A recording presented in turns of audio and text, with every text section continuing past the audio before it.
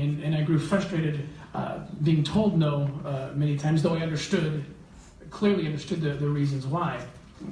Because of this, I decided to leave and create Operation Underground Railroad. We since went back to Colombia as a private organization, and as we've talked about and seen on the screens, we were able to pull off one of the largest rescue operations that we know about. What's most interesting, I think, about this case in Colombia is that Homeland Security agents ended up arresting an American citizen named Dennis De Jesus. De Jesus caught wind of our fake sex party in Colombia and was heading down from Florida when U.S. agents arrested him. In the end, we got our American. Evidence concluded that De Jesus had produced child pornography and had traveled previously to Colombia in order to engage in sex with minors.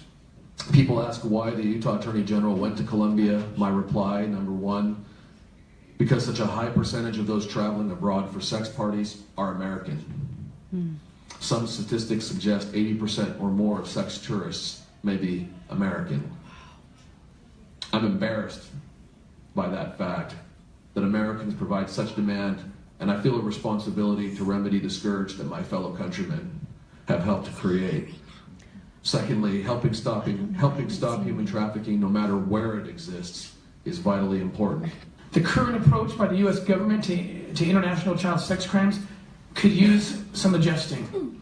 More mechanisms need to be put into place so that the U.S. can better engage this problem. Speaking of International Megan's Law and H.R. 515, here is another opportunity, a wonderful opportunity to attack this problem from a different angle. It will help bridge a serious gap. In this country, we proudly work under Megan's Law as a means to encourage states to protect children by identifying and monitoring the whereabouts of child sex offenders. As a society, we have accepted the fact that convicted sex offenders pose a great risk to children, and so we make their presence known. Of course, the question, why would we not offer the same mechanism to our friends overseas? No leader with whom I have spoken from these countries is opposed to this even greater coordination as envisioned by the International Megan's Law. This bill talks about the Angel Watch Center. The Angel Watch Center will be a significant first step in bridging the gap between governments and non-government organizations like ours that have real experience in rescuing and rehabilitating victims of trafficking. One of the challenges for us, of course, is establishing and maintaining direct relationships with government officials who need and want our services. Through the Angel Watch Center, this problem will be helped. The center will serve as a venue where a public-private partnership can more easily leverage all the intelligence, ideas, tools, and strategies to best protect children at home and abroad. So in summary, let me say these things. International Megan's Law just makes sense. Codifying a requirement to alert law enforcement authorities in destination countries will allow our law enforcement partners worldwide to be more vigilant when known American child sex offenders are entering their countries. Speaking for my organization, we have physically rescued hundreds of victims in the last year alone. Advancing H.R. 515 and creating the Angel Watch Center, I believe, could double or triple that number for us, and that's just for us. Add to that the many other NGOs and other government agencies, foreign and domestic, that will participate in the Angel Watch Center, and we will be saving more children than ever before. Fighting human trafficking is not a Republican issue or a Democrat issue. It is a humanitarian issue. It transcends any political differences or ideological divides. Its devastating reach grasps all walks of life and needs a united front for us to find success and give hope to victims and survivors worldwide.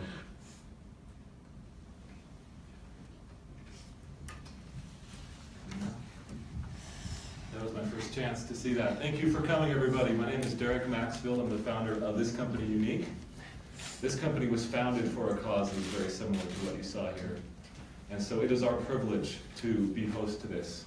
We want to thank all of you for coming, and we want to welcome those that are here from the media, and of course we want to welcome Senator Hatch. Thank you for your time today. I'm about to turn over the time to Tim Ballard, who you heard from here. And it's our privilege to have some type of an association with what he does as well. We try to provide some of the hope and healing, and he can provide some of the rescue. And that is a cause for which brings out the best in so many people. So please give your hands together for Tim Ballard, the great man.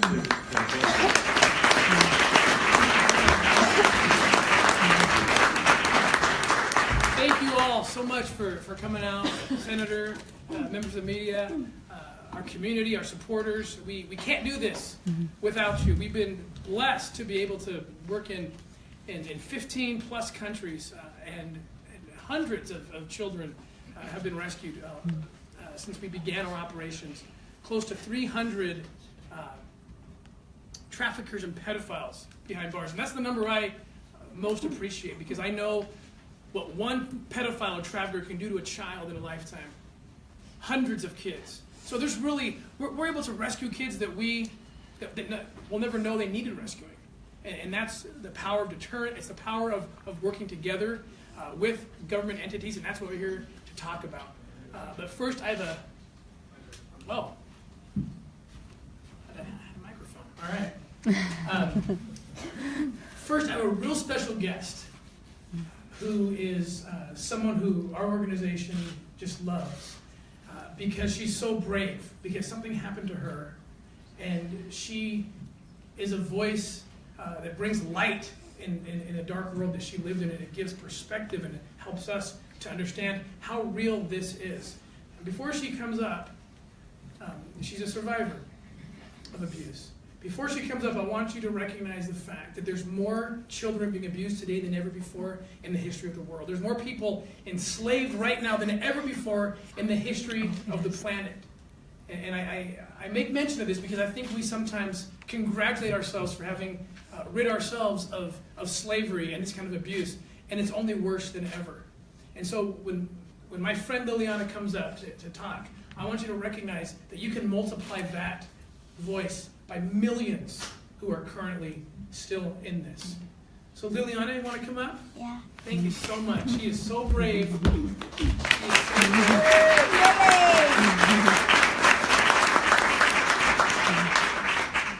Hi, my name is Liliana. I am 10 years old. When I was 8 years old, something happened to me.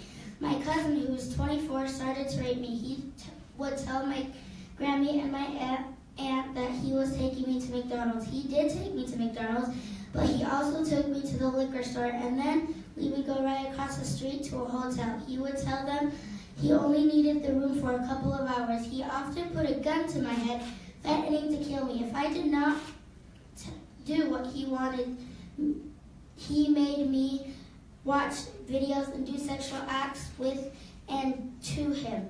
This went on for 1 year. I finally got brave enough to tell.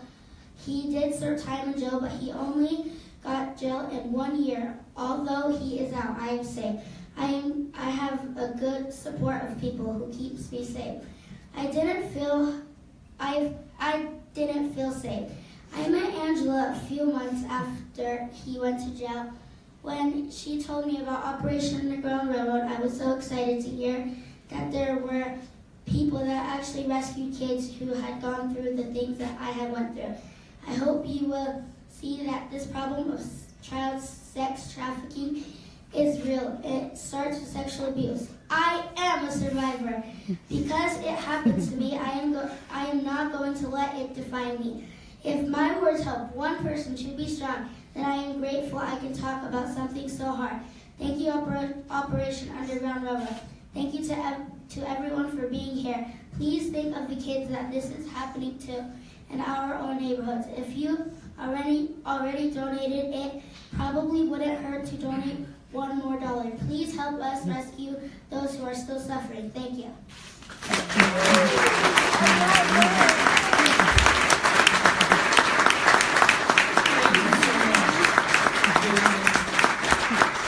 Thank you for being so brave to do that. I want to tell you a story about someone from Utah, a little boy from Utah, born here, U.S. citizen, of Haitian descent, and went back to Haiti and was kidnapped and trafficked at 3 years old. His name's Gardy Marty, and he really was the person in his family, were the people, I think, that inspired us to do what we do. What happened was I was a government agent, and I learned about this case, and I asked the father to come up to Utah, and from Haiti, and this little boy was kidnapped actually from his church His father served as an LDS bishop in a ward in Port-au-Prince, Haiti, and he was kidnapped in the parking lot after church and taken, trafficked. I asked the father to come up, and I asked him what is being done to find his child. And he said to me that what's being done is he is walking the streets every night, arbitrarily picking some neighborhood and hoping to hear his son cry. And again, like I asked you to do with Liliana, I immediately multiply that by more than 2 million children who are in that situation, more than 2 million families who are in that situation. If you add the slave labor of children, that's up to 5 million. I mean, these numbers are astronomical. They're unbelievable. And no parent should have to say, all that's being done is I pick a neighborhood in my country and walk it, and maybe I'll hear my son cry. That is not right. And that's why we are trying to fight this problem, because it's so international. Our problem is their problem is our problem. You saw about Dennis De Jesus. This happens. A sex party in Colombia attracts pedophiles from the United States. And they're coming back to the United States and hurting our kids. So it's an international problem. The Angel Watch Center that we were able to help establish is a great first step. But we want to work to broaden this. We want to work so that the center is enormous, that it can be as big as any other fusion center or agency in the U.S. government, where industry, private sector, government agencies from around the world work together to combat this problem. We went down, our first case was we went to Haiti to find this little boy, and we didn't find him. But while we were there, we worked with the police and found the people who had taken him. And those people had 28 other children who they were holding and selling for $10,000 apiece. These kids were as young as 1 year old, and the oldest was 13, and everywhere in between.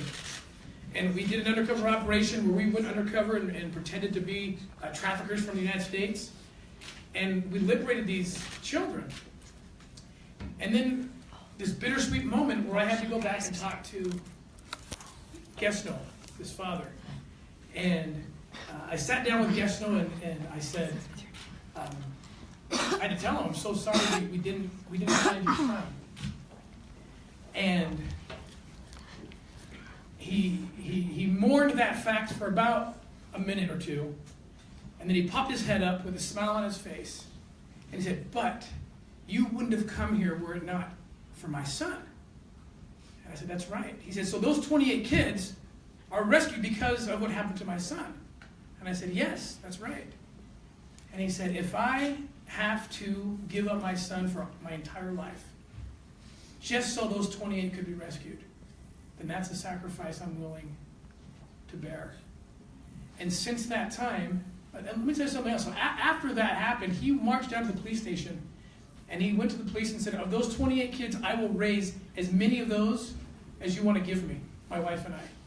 8 of those kids that we rescued live with him. He is their father. We were just with him over Christmas in Haiti, bringing Christmas presents to them. And he is our inspiration. He's my inspiration. I hope he can be your inspiration as we fight to create new solutions where this doesn't have to happen, where there aren't millions of parents in his situation that are helpless. They don't have the means.